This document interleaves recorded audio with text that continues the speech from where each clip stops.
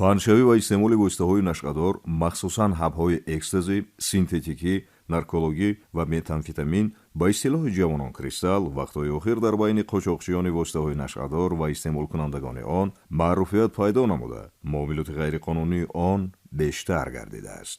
ин падидаи номатлуб яке аз мушкилоти ҷиддитарини ҷомеаи муосир маҳсуб меёбад.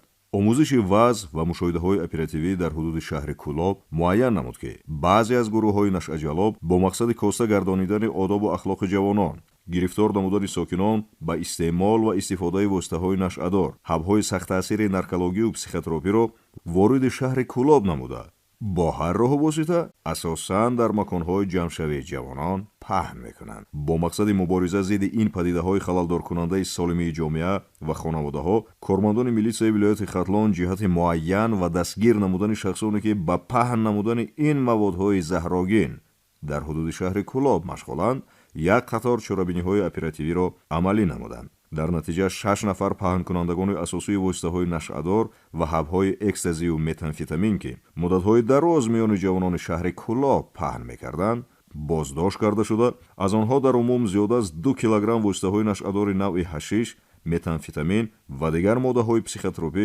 мусодира карда шуд. дар доираи як коркарди оперативӣ нахуст 2 нафар аъзои як гурӯҳи нашъаҷалоб, ки бо қочоқбарони трансмиллии Афғонистон алоқа барқарор намуда, ба воридоту паҳнсозии воситаҳои нашъадор машғул буданд, дастгир карда шуданд.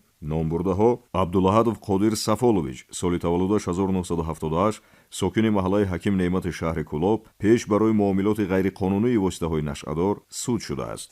Файзов Зуҳуршо Султонович, соли таваллудаш 1978, сокини кӯчаи Лоҳутии шаҳри Кӯлоб, қаблан барои муомилоти ғайриқонунии воситаҳои нашъадор суд шудааст. дар натиҷаи чорабиниҳои тафтишотӣ муайян карда шуд, ки дастгиршуда Абдулаҳадов Қодир бо Абдураҳмон ном шаҳрванди Афғонистон ошноӣ пайдо намуда, тавассути минтақаҳои сарҳади давлатӣ воситаҳои гуногуни нашъадорро тариқи қочоқ вориди ҷумҳурии Тоҷикистон, махсусан шаҳри Кӯлоб мекардааст. сипас тибқи маслиҳати пешакӣ бо мақсади нигаҳдорӣ ва фурӯшу паҳн намудан дар ҳудуди шаҳри Кӯлоб воситаҳои нашъадорро ба манзили истиқоматии ҳаммаслакаш Файзов Зуҳуршо Султонович, соли таваллудаш 1978, сокини кӯчаи Лоҳутии шаҳри Кӯлоб дастрас намуда нигаҳдорӣ мекардааст. ҳар як амали нашъаҷалобон аз харидории то интиқолу нигаҳдории зери коркардҳои оперативии кормандони милитсияи вилояти Хатлон қарор гирифта, ҳар ду нашъаҷалоб ва паҳнкунандагони воситаҳои нашъадор ҳангоми фурӯши ин маводи заҳрогин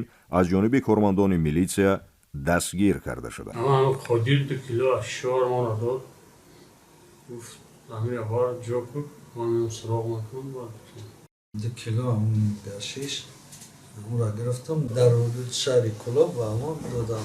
дар идомаи коркарди ахбори оперативӣ ва баргузории чорабиниҳои махсус аз ҷониби милитсияи вилояти Хатлон, боз 4 нафар сокинони шаҳри Кӯлоб, ки дар паҳннамоии воситаҳои нашъадор, ҳабҳои матҳушкунандаи навъи метамфетамин, моддаҳои психотропӣ ва ташкили фасодхона барои истеъмоли маводҳои нашъадор даст доштанд, дастгир карда шуданд.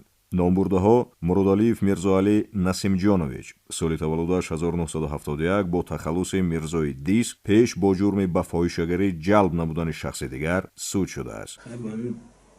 маводҳои нашъадор гирифтор шудам. муддати чанд сола оқибати шух безеб хариди фурӯшиш мақсад Раҷабалиев Ҷамшед Бозорович, соли таваллудаш 1977, пеш барои муомилоти ғайриқонунии воситаҳои нашъадор ва ташкили фасодхона барои истеъмоли он суд шудааст. дар хонаам бо рафиқонам маводҳои нашъадор машғул будам. аз додар хоҳаракам кӯмак пулӣ метиҳанд. ман барои харидани маводи наша масраф мекунам. аями корам сахт пушаймонам. Тошев Латиф Алихонович, соли таваллудаш 1990, пеш 5 маротиба барои ҷиноятҳои дуздӣ ва муомилоти ғайриқонунии воситаҳои нашъадор суд шудааст. ман дар ҳудуди шаҳри Кӯлоб бо ҳамин чизои нашамандӣ мақсад сар кор доштум. ҳамин ёфтагима ягон қашамӣ задам бо ягон қашамӣ фурӯхтам.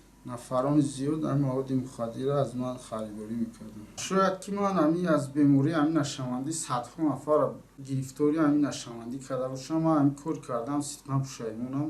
мақсад маро бибахш. Ватошев Маъруф Алихонович соли таваллудаш 1993 сокинони шаҳри Кӯлоб буда, ҳар кадоме барои пандсозии ин маводи заҳрогин даст доштанд.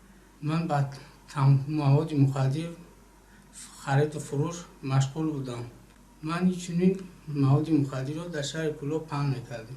ҳангоми аз назар гузаронии мазилҳои дастгиршудагон маводи психотропии метамфетамин воситаи нашъадори навъҳои афиюн ва ҳашиш дарёфт ва мусодира карда шуд. гарчанде ки дастгиршуда Раҷабалиев Ҷамшед Бозорович пеш барои муомилоти ғайриқонунии воситаҳои нашъадор маҳбасӣ гардидааст, ба ҷои ислоҳ гардидан манзили истиқоматиашро ба фасодхона барои истеъмоли воситаҳои нашъадор ва ҳабҳои экстазӣ табдил додааст. ҳангоми дар манзили истиқоматии номбурда ҷамъ омадани истеъмолкунандагон ва ба истеъмол машғул будан аз ҷониби кормандони милитсия дастгир гардиданд. шаҳрвандон хуб огаҳанд ки истеъмолкунандагони ин маводи зараровар оқибат ба дарди ҷонкоҳе гирифтор шуда аз иҷрои ҳеҷ як амали ғайриқонунӣ рӯй намегардонанд. гарчанде ин маводи заҳрогин ба ҷисму рӯҳи истеъмолкунанда таъсири манфӣ расонида оқибат ӯро ба марг расонад ҳам, баъзе ҷавонони ноогоҳ барои шавқу ҳавас ва кайфияти яклаҳзаина онро истеъмол менамоянд. айни ҳол нисбати ҳамаи 6 нафар дастгиршуда парвандаҳои ҷиноятӣ оғоз ва дар ҳабси пешакӣ қарор дошта, роҳу усулҳои нави мубориза зидди паҳнкунандагони воситаҳои нашъадор ва ҳабҳои экстазию синтетикӣ аз ҷониби милитсияи вилояти Хатлон идома дорад.